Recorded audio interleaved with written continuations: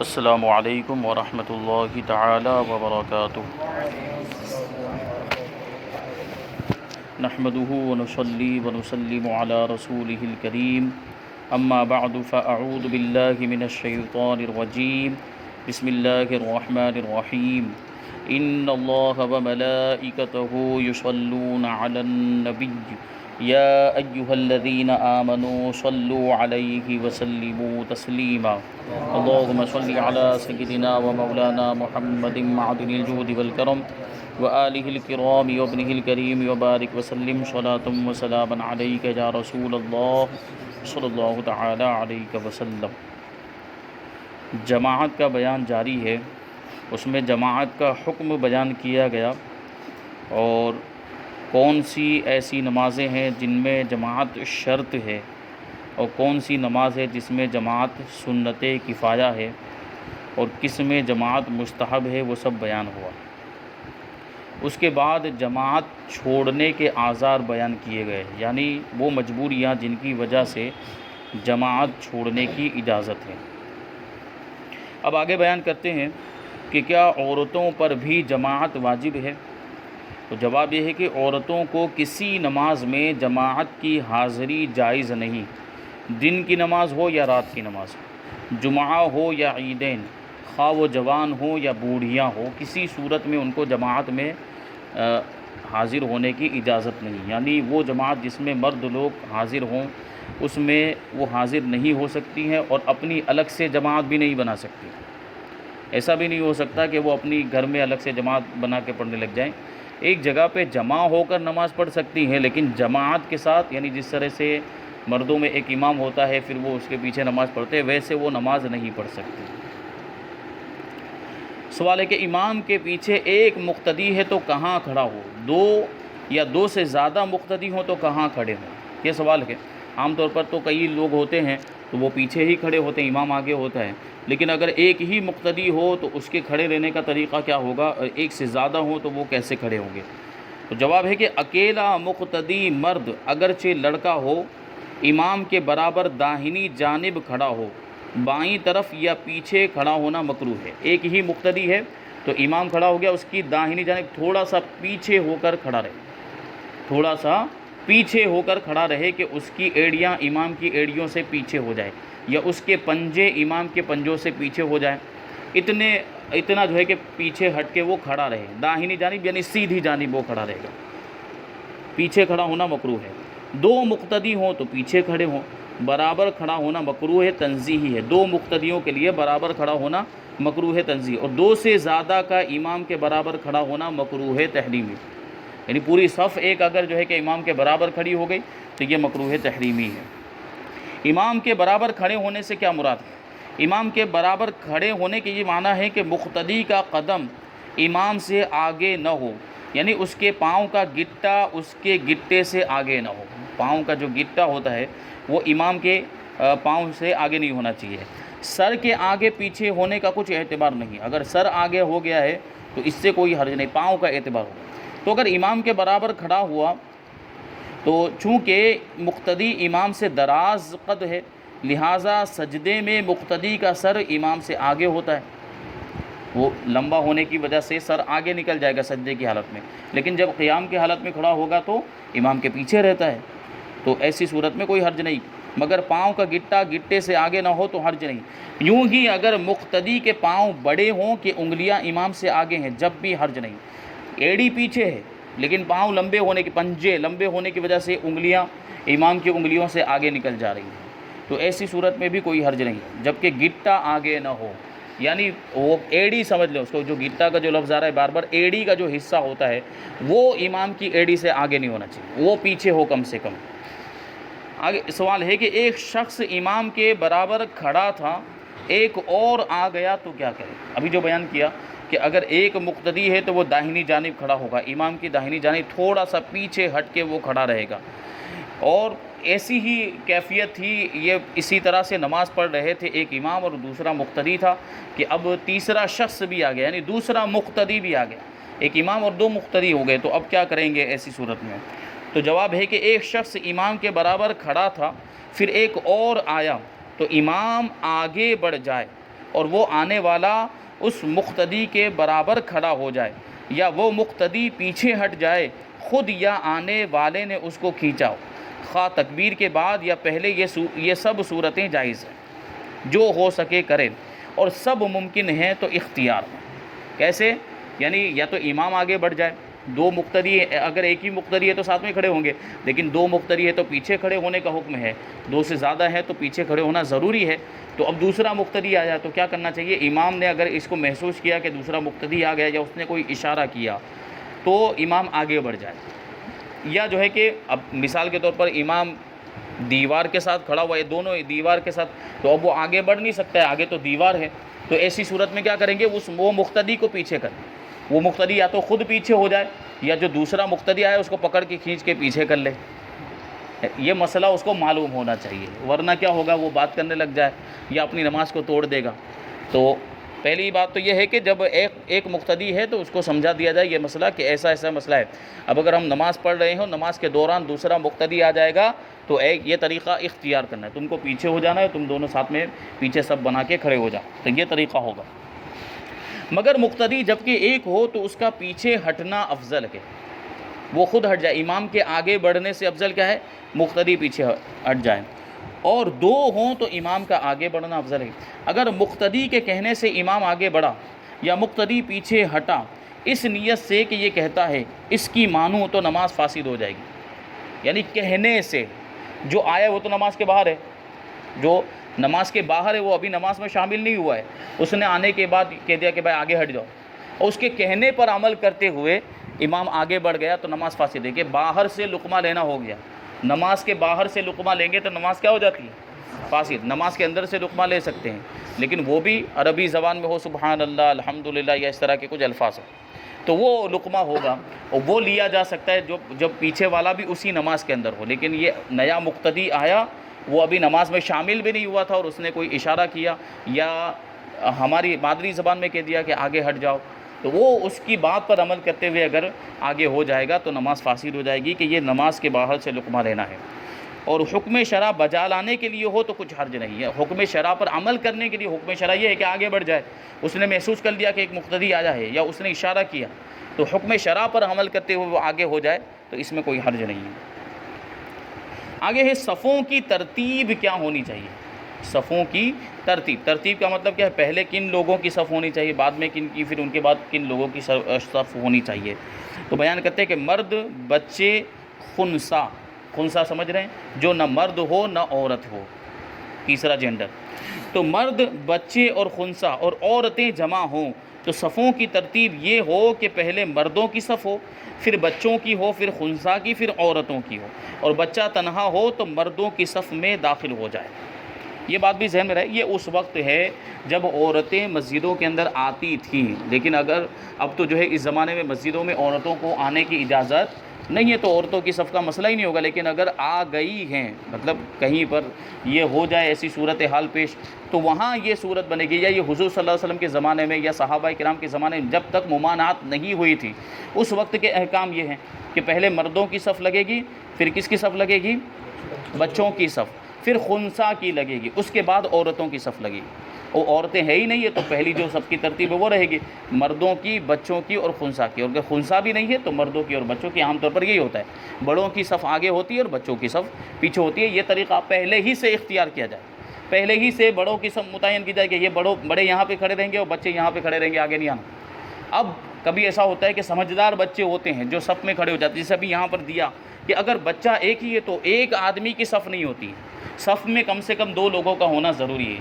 اسی وجہ سے فرمایا گیا، جو ابھی آگے یہ مسئلہ غالباً آئے گا، کہ ایک شخص آیا، اب وہ آیا ہے تو ایک صف پوری جو ہے وہ مکمل ہو چکی ہے، اب اگر یہ کھڑا ہوتا ہے تو وہ صف میں اکیلا ہو جائے گا، پیچھے والی صف میں اگر یہ کھڑا ہوتا ہے تو اکیلا، اور ایک آدمی کی صف ہوتی نہیں، تو اس کے لیے کیا حکم ہے کہ ایک آدمی کو آگے والی صف میں سے کھینچ کر اپنے برابر کھڑا کر لے تاکہ یہ صف مکمل ہو جائے۔ یہ بھی اس وقت ہوگا جب وہ مسئلہ جانتا ہے۔ اب اگر ہم کو ایسا لگتا ہے کہ کھینچنے کی صورت میں اپنی نماز توڑ دے گا یا بات چیت کرنے لگ جائے گا جس کی وجہ سے اس کی نماز فاسد ہو جائے گی، تب اجازت نہیں، پھر وہ اکیلا ہی کھڑا ہو جائے۔ اور عام طور پر تو یہ مسئلہ کسی کو معلوم ہی نہیں ہوتا ہے۔ اب اگر ایسا کرنے جائے لڑائی جھگڑا ہو جائے گا، بھائی میرے کو کیوں کھینچا تم نے، معاملات پیش آئیں گے، تو یہ چیز بھی ہوتی ہے۔ تو ایک چونکہ ایک آدمی کی صف نہیں ہوتی، اس لیے بچے کے بارے میں کہہ رہے ہیں کہ اگر ایک بچہ ہے تو بچہ بڑوں کی صف میں کھڑا ہو سکتا ہے، جبکہ وہ سمجھدار ہے، نماز کی سمجھ رکھتا ہے، نماز کیسے پڑھنی ہے اس کا طریقہ وغیرہ جانتا ہے، تو وہ صف میں کھڑا ہو سکتا ہے۔ بلکہ بعض اوقات معاملات ایسے ہوتے ہیں کہ بچے بڑوں سے زیادہ اچھی نماز پڑھتے ہیں، مدرسوں میں جاتے ہیں، مدرسوں میں ان کو سکھایا جاتا ہے طریقہ وغیرہ، اور ان کی جو نماز کے سارے اذکار ان کو یاد بھی کرائے جاتے ہیں، اور مخارج کے ساتھ، تلفظ کے ساتھ یاد کرائے جاتے ہیں، تو بڑوں سے بہتر پڑھتے ہیں۔ اور ہوتا کیا ہے کہ بچہ پھر ایسا کوئی کھڑا ہو جائے تو ہمارے بڑوں کے معاملات، یہ ظلم دیکھیں بڑوں کی طرف سے، اس بچے کو بیچارے کو کھینچ کر پیچھے کر دیا جاتا ہے۔ تو یہ مسئلہ بھی ان کو معلوم ہونا چاہیے کہ سمجھدار بچہ اگر، یعنی 7 سال سے زیادہ کا بچہ جو نماز کی سمجھ رکھتا ہے، وہ اگر صف میں کھڑا ہو گیا ہے تو اس کو صف سے نکالنے کی اجازت نہیں ہے، کیونکہ اس کو نماز پڑھنے کا حق آپ نے نہیں دیا بلکہ اللہ کے رسول صلی اللہ علیہ وسلم نے دیا ہے۔ کیا حدیث شریف ہے کہ جب بچہ 7 سال کا ہو جائے تو اسے نماز کا حکم دو، اور جب 10 سال کا ہو جائے تو مار کے پڑھاؤ۔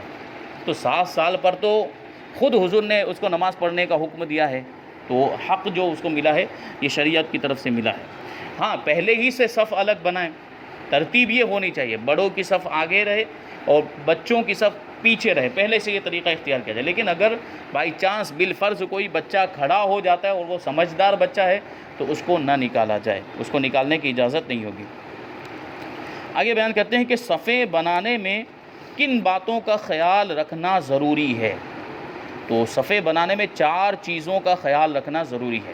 نمبر 1، تسویہ، یعنی صفیں برابر برابر ہوں، سیدھی ہوں، مقتدی آگے پیچھے نہ ہو، بالکل لائن، ایک سیدھی لائن ہونی چاہیے، ٹیڑھی بھی نہیں ہونی چاہیے کہ ادھر کے مقتدی آگے ہو گئے، ادھر کے مقتدی پیچھے ہو گئے، یہ بھی نہ ہو۔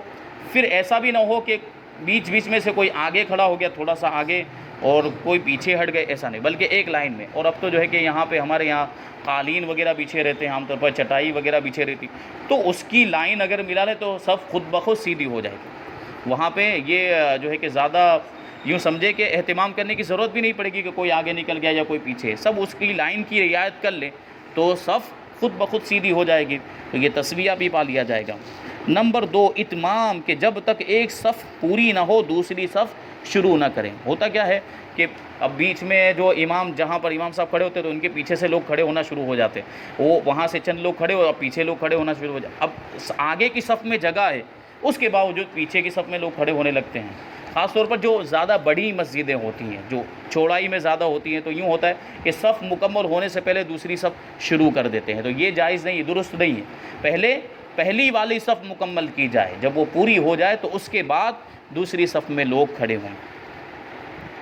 آگے فرماتے نمبر 3، تراس، یعنی خوب مل کر کھڑے ہونا کہ کندھے سے کندھے مس ہو جائیں، کندھے سے کندھے مل جائیں، یعنی درمیان میں فاصلہ نہ ہو، درمیان میں جگہ خالی نہیں رہنی چاہیے۔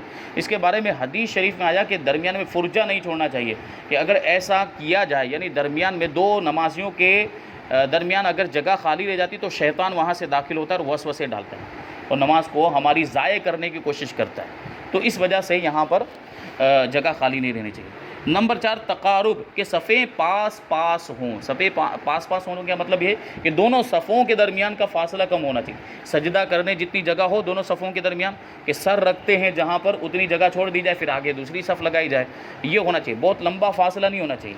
بلکہ یہاں تک فرمایا کہ اگر اتنا زیادہ فاصلہ ہو گیا کہ ایک بیل گاڑی درمیان سے نکل جائے تو یہ تو مکروہ ہے، یہ تو ہونا ہی نہیں چاہیے۔ اب آگے ہے سوال کہ یہ تو صفوں کے بارے میں بتا دی کہ تسویہ ہونا چاہیے، یعنی صفیں بالکل سیدھی ہونی چاہیے، پھر بتایا اتمام، یعنی ایک صف مکمل ہو جائے اس کے بعد دوسری صف لگائی جائے، پھر تراس، یعنی کندھے سے کندھے ملے ہوئے ہوں، اور پھر ہے تقارب، یعنی صفیں قریب قریب میں ہو۔ اب فرماتے ہیں کہ امام کہاں کھڑا ہو، صفیں تو لگ گئی ہے، اب صفوں میں امام کہاں کھڑا ہوگا، صفوں کے آگے جب امام کھڑا ہے تو اس کی پوزیشن کیا ہوگی، کیا سائیڈ پہ کھڑا ہوگا یا بیچ میں کھڑا ہوگا، تو ہم جانتے ہیں کہ وہ بیچ میں کھڑا ہو۔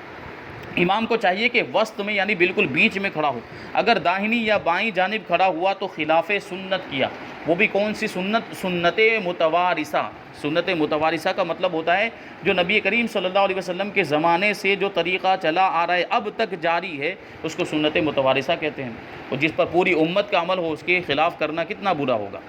تو امام کا بیچ میں کھڑا ہونا یہ سنت، وہ بھی سنت تاکید والی سنت، بالکل بیچ میں، صف کے بالکل بیچ میں۔ اب عام طور پر مسجد میں اگر نماز پڑھ رہے ہیں تو مسجد میں تو چونکہ محراب بنی رہتی ہے، اور محراب جو عام طور پر کہاں بنتی ہے؟ بیچ میں ہی بنتی ہے، تو وہ محراب کے اندر کھڑا ہو گیا تو خود بخود बीच में हो जाएगा। लेकिन अगर मान लीजिए कहीं दूसरी जगह नमाज़ पढ़ें, किसी कमरे में नमाज़ पढ़े जहाँ मेहराब नहीं है, या किसी मैदान में नमाज़ पढ़ रहे हैं, या किसी हॉल में नमाज़ पढ़ रहे हैं, अब वहाँ ये देखना पड़ेगा कि सफ़ अगर लग गई है, अब देखिए कि सफ़ का बीच वाला हिस्सा कहाँ पर है, तो वहाँ पर इमाम जाकर खड़ा हो, और इधर उधर खड़ा होगा तो ये खिलाफ़ सुन्नत होगा। इमाम का बीच में खड़ा होना ज़रूरी है। हाँ, यहाँ तक फरमाया गया कि अगर किसी मस्जिद में बिलफ़र्ज़ ऐसा है कि मेहराब साइड में बना दिया है, कभी ऐसा हो सकता है जैसे पुरानी मस्जिद होती, कभी तो पुरानी मस्जिद छोटी थी तो इसकी वजह से वो छोटी के एतबार से बीच में मेहराब बना हुआ था, फिर एक साइड में कभी इजाफा किया जाता है मस्जिद के अंदर, तोसी की जाती है, तो एक साइड में अगर इजाफा किया जाएगा, जैसे दाहिनी जानिब अगर मस्जिद में तोसी की गई तो इधर का हिस्सा ज़्यादा हो जाएगा, तो वो मेहराब अब बीच में नहीं रहेगी, अब वो मेहराब एक साइड में कहलाएगी। तो अब उस मेहराब में खड़ा होना दुरुस्त नहीं है, बल्कि मेहराब को छोड़कर जो बीच वाला हिस्सा है वहाँ आकर इमाम को खड़ा होना पड़ेगा, अगरचे वहाँ मेहराब ना बनी हो। तो ये मसला जहन में रखना चाहिए। सवाल, जमात में सबसे अफजल जगह खड़े होने की कौन सी है? कहाँ पे खड़ा होना ज़्यादा अफजल है, ज़्यादा फजीलत रखता है, कहाँ पे खड़े होने में ज़्यादा सवाब है जमात में? फरमाते हैं कि मर्दों की पहली सफ़ के इमाम से करीब है, ये दूसरी से अफजल है। पहली सफ़ ये ज़्यादा फजीलत रखती है, उसके बाद दूसरी, और दूसरी से तीसरी, दूसरी तीसरी से अफजल है, यानी एक के बाद एक फजीलत है।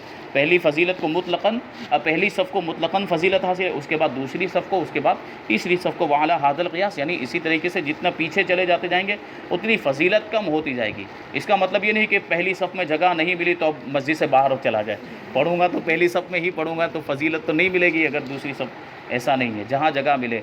ये तो फजीलत इसलिए बयान की गई है कि आदमी जल्द से जल्द आए, पहली सफ़ में शामिल होने की कोशिश करे। अब बाद में आया तो ये तो तेरी कोताही है, तो तुझे सफ़ नहीं मिल पाई है, तो वो बाद में आने की वजह से, ताख़ीर करने की वजह से हुआ है। मुक़्तदी के लिए अफजल जगह यह है कि इमाम से करीब हो और दोनों तरफ बराबर हों, तो दाहिनी तरफ अफजल है। दोनों तरफ बराबर हों तो दाहिनी तरफ खड़ा होना अफजल है। अब ऐसा भी ना हो कि सिर्फ दाहिनी जानिब लोग खड़े होकर और बाईं जानिब बिल्कुल छोड़ दिया है, ये भी ना हो। सफ़ को मुकम्मल करना भी ज़रूरी है। आगे बयान करते हैं, इमाम को सुतूनों के दरमियान खड़ा होना कैसा है? इमाम को सुतूनों के दरमियान खड़ा होना मकरूह है। मस्जिद में कभी सुतून होते हैं, दरमियान में जो सुतून दो बने हुए, दो सुतूनों के दरमियान इमाम का खड़ा होना मकरूह है।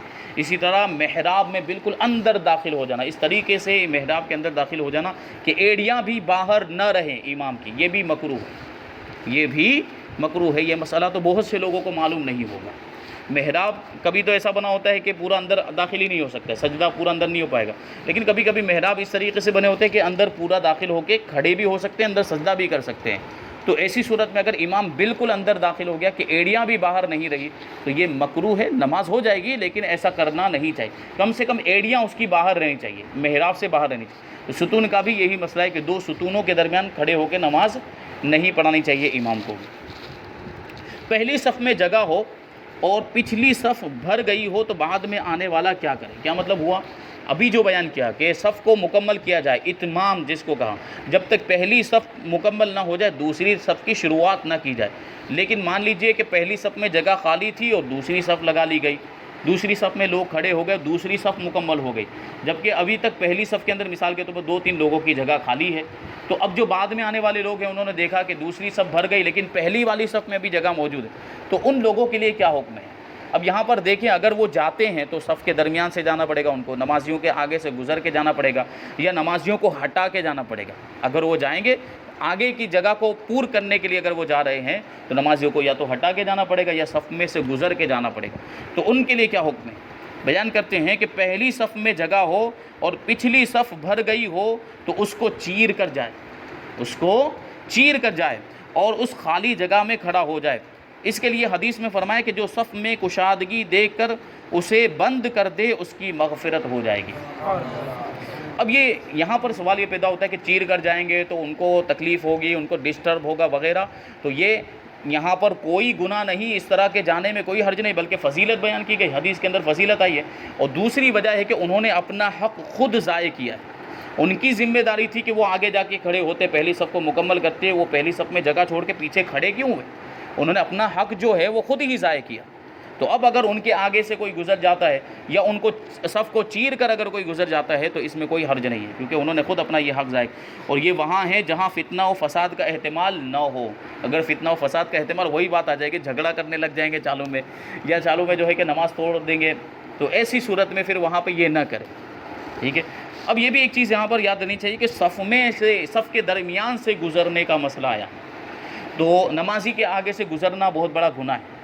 نمازی، اب یہ چیز جو ہے کہ یہاں پر اور ایک ذہن میں رہے بات آ گئی ہے، تو بہت سے لوگ سمجھتے ہیں کہ اگر نمازی کے آگے سے کوئی گزر گیا تو رکعت ٹوٹ جاتی ہے۔ رکعت ٹوٹتی نہیں ہے، ہاں گزرنے والا گنہگار ہوتا ہے، تو گزرنے والے کو گزرنے کی اجازت نہیں ہے، ہرگز بھی کسی کو بھی نمازی کے، اس کے بارے میں فرمایا گیا حدیث شریف کے اندر کہ اگر نمازی کے آگے سے گزرنے والے کو پتہ چل جاتا کہ اس میں کیا گناہ ہے تو 40 تک کھڑا رہنا وہ گوارا کر لیتا، لیکن گزرتا نہیں۔ اب 40 مطلق فرمایا، 40 سال بھی ہو سکتے ہیں، 40 دن بھی ہو سکتے ہیں، 40 مہینے بھی ہو سکتے ہیں، 40 فرما کے حضور نے چھوڑ دیا، تو وہ اب آدمی خود ہی سوچ لے کہ اس میں کتنا جو ہے کہ عذاب ہوگا اور کتنا بڑا گناہ ہوگا نمازی کے آگے سے گزرنے کے بارے میں۔